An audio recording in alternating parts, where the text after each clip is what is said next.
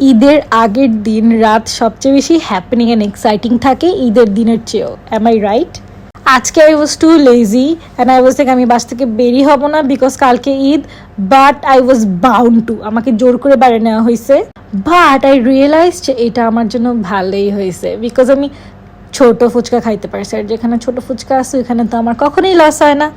কিন্তু ওয়েট, ছোট ফুচকা জাস্ট না, আমার আজকে অনেক বেশি লাভ হয়েছে বিকজ আমি অনেক মজার একটা কাবাব খাইছি এই কাবাব হাউস থেকে, which is one of my favourite in খিলগাতে যারা আজকে গেছেন তারা সবাই জানেন রোড ভর্তি ছিল মেহেদি লাগানোর আয়োজন। অ্যান্ড আমি দেখে অবশ্যই লাগাইতেও পারি, নাও লাগাইতে পারি। কিন্তু একটা মজার জিনিস হয়েছে, ছোট ফুচকা খাওয়ার সময় একটা আপুর হাতে দেখছি এত সুন্দর ডিজাইন করা, অবশ্যই আপু তুমি কোত্থেকে লাগাইছো?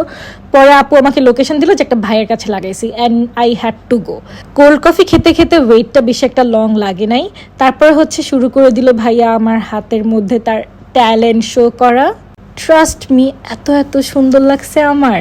আই ওয়াজন্ট রেডি, কারণ যে আমি এলপেশ কিছুই দেই নাই। আমাকে মানা করছিল পানি লাগাইতে না, but I had to cook something, এই জন্য আমার পানি ধরতেই হয়েছে। প্লাস আমি অনেক হাত ধুই, এটা আমার প্রবলেম। নখ ছোট থাকলে হাতটা বাবু বাবু লাগে আমার, কেন জানি। Overall I loved his talent. Anyways guys, you guys know the drill, right? Do follow me for more, and Eid Mubarak.